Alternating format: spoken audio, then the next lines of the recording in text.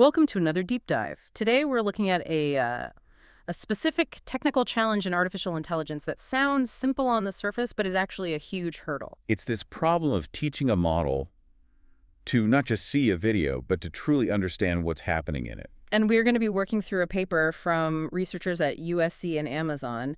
It's titled VIDEOP2R, Video Understanding from Perception to Reasoning. Yeah, and that title really gets to the core of it. It's a critical distinction. Most of us just assume that if an AI can, process video frames, it gets what's going on. But it doesn't. Not really. This research argues that current models just blur the line between perception, which is just identifying things, and reasoning, which is the logic you apply to those things. And so the paper introduces this framework called VIDEOP2R to fix that blur, as you called it. Our mission for this session is to unpack how they do that, how they decompose video understanding into two very distinct processes. We'll need to look at the architecture, the custom dataset they built, VIDEOP2R COT162K, and this new reinforcement learning algorithm they developed. PA-GRPO. Right. The main argument is that these large video language models, or LVLMs, they struggle because they're trying to do everything at once. They take in the video, they take in the text, and just try to spit out an answer in one go. The researchers call that a process-agnostic approach. Let's define that. The paper says this leads to something called a credit assignment issue. It does. When a model is training, you give it rewards or penalties based on its final answer. Right or wrong. Right. But in one of these process-agnostic models, if the answer is wrong, the model gets a single negative signal. The problem is that signal doesn't tell the model why it failed. So it has no idea if it just missed a visual cue. Or if it saw everything correctly, but then just, hallucinated some bad logic and can't distinguish. And figure 1 in the source material has a great example of this, the painting woman. That's a perfect demonstration of this failure. The video is simple. A woman is painting a wall, and she keeps walking forward. But the standard model said she turned back. It completely misperceived the motion.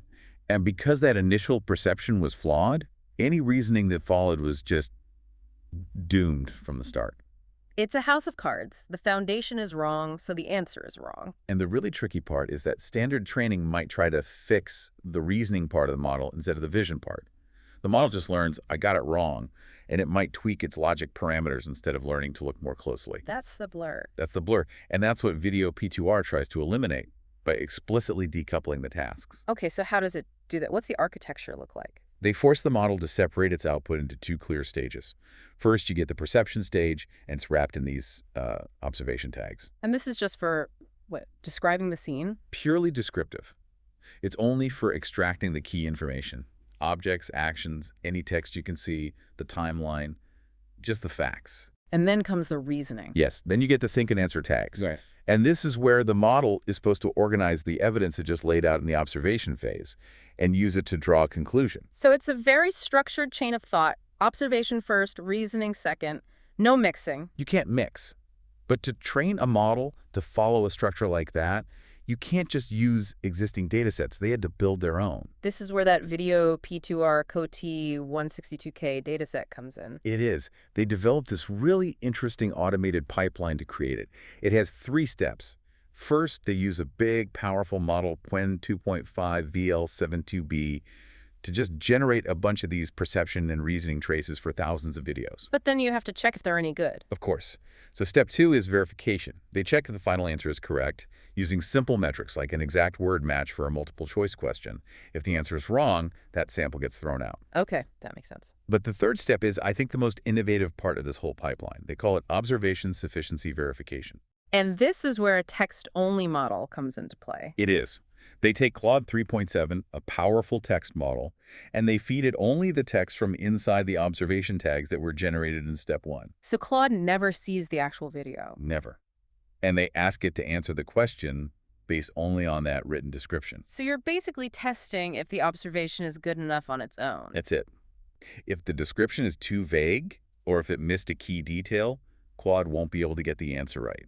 And if Claude fails, they reject the whole sample. That's clever. It forces the perception step to be really thorough. It ensures that the observation literally contains everything you need to solve the problem.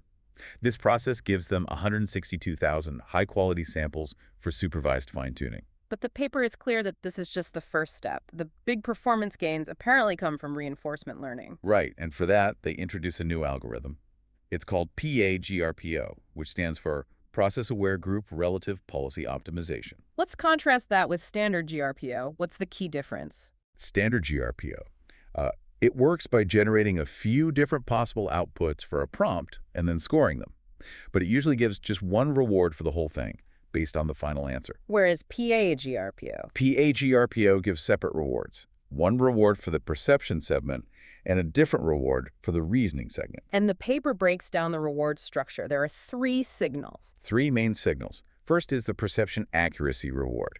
Now, you can't really rule check a natural language description easily, so they use another LLM as a kind of judge. To read the observation and see if it's accurate? Yes, the LLM judge reads the observation text and decides if it captured the necessary info from the video to answer the question. Okay, what's the second reward? That's the reasoning accuracy reward. This one is much simpler. It's a rule-based check.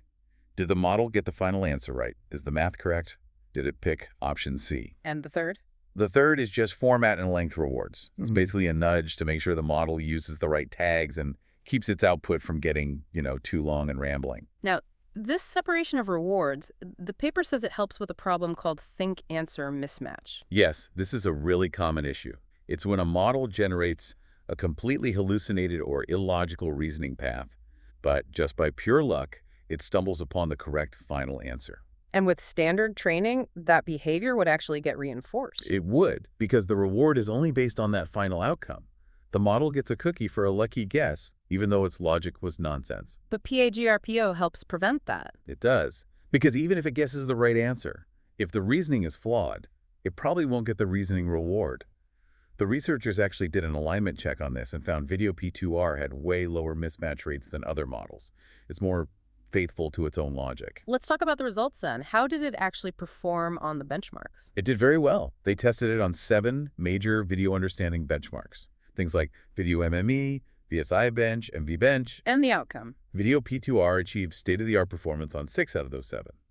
It surpassed previous leading methods like VideoRFT. The paper has some really good qualitative examples that show why it works better. Let's talk about the one with the monkey and the bone. Right, that's a fantastic example of perception driving good reasoning. So, you have a video of a monkey holding a bone. A baseline model might just see monkey, bone, and assume it's about eating. But VideoP2R noticed more. In its observation phase, it didn't just see the monkey and the bone. It explicitly noted that the monkey was also holding a magnifying glass and that the setting was a dinosaur exhibit. And those details are everything. They're crucial. Once those facts were established in the observation, the reasoning phase could actually use them. It connected the magnifying glass, the bone, and the exhibit to figure out the monkey was probably mistaking the bone for a fossil, or maybe mimicking a paleontologist. An inference that's impossible without those specific visual details. Completely impossible. There was another good success case, the one with the cat. Ah, yes, the cat moving between a stool and a robot. That one really highlights the importance of temporal perception understanding things over time. The question was about where the cat stayed the longest. And a base model said on the stool. Probably because the video starts with the cat on the stool. It saw the initial state. But VideoP2R. VideoP2R actually tracked the duration in its observation trace. It noted cat is on the stool for X seconds, and then cat moves to robot's thigh and stays for Y seconds. So the reasoning engine just had to compare X and Y. And it could correctly answer that the cat spent the most time on the robot's thigh. It shows the observation isn't just a static list of objects. It can capture dynamic changes if you train it to look for them. Of course, it's not perfect. The paper also includes a failure analysis, which is important. So where does this framework fall short? Well, the main takeaway is that perfect perception doesn't automatically mean a correct answer if you're missing key external knowledge. The chemistry flask example. Well, that's the one. The model's perception was flawless. It correctly read the volume written on the flask as 2.24 liters. But the question required a calculation. It required converting those liters into grams of a precipitate. And the model just. It didn't have the domain-specific chemistry knowledge. It was missing the molar volume constants it needed for the conversion. So the failure was clearly in the reasoning or knowledge retrieval step, not the vision step. Correct. And the separation of the process makes that failure point obvious. There was another failure mode mentioned about counting chairs. Yes, and this points to a more fundamental hardware and software limitation: frame sampling. You can't process every single frame of a video. Not with current compute. It's too expensive. So models look at frames at certain intervals. In this example, the model counted only one chair. Why? Because the second chair only appeared briefly in the time between the sampled frames. So from the model's point of view, the second chair never existed. It never existed. The perception step failed because the data was never even presented to the model. And if the observation is flawed, the reasoning that follows can't fix it. So the researchers ran ablation studies on this, right, to prove that these different components were actually necessary. They did. And they found that when they removed the separate rewards, the process-aware part of PA-GRPO, and just went back to a single reward for the whole output, performance dropped. Which validates the core theory. It validates that giving distinct feedback for seeing and for thinking is what makes this architecture work so well. So to kind of bring it all together, the big takeaway from VIDEOP2R seems to be that treating video understanding as two separate, optimizable steps, first perceive, then reason, is just fundamentally better than the black box approach. It's a much more structured and, frankly, a more debuggable way to build these systems. It almost feels more human, in a way. It mirrors how we operate. We have to first accurately see and observe what's happening in our environment before we can make any kind of logical decision about it. That's a great way to put it. You can't reason about things you didn't see. Which leaves us with a final thought for you, the listener. Think about how a process-aware system like this could change the way we debug AI. We might stop asking the general question, why is the model wrong? And instead, we can start asking a much more precise question. Did it fail to see, or did it fail to think? That covers our deep dive into VIDEOP2R. Thank you for listening.